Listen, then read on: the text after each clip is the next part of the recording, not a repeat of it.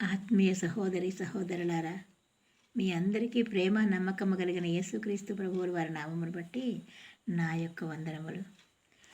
మనం ఇప్పుడు మలాకీ గ్రంథము నుంచి ప్రభు ఏమి చెప్పి ఉన్నారో 3వ అధ్యాయంలో చదువుకుందాము రండి.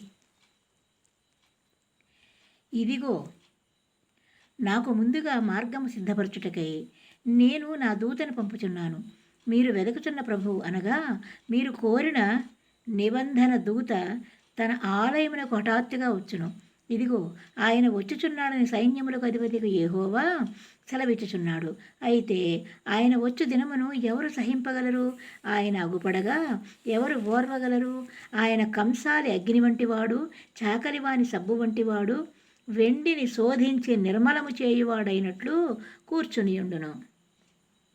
లేవీయులు నీతిని అనుసరించి యెహోవాకు నైవేద్యములు చేయునట్లు వెండి బంగారములను నిర్మలము చేయు రీతిని ఆయన వారి నిర్మలము చేయును.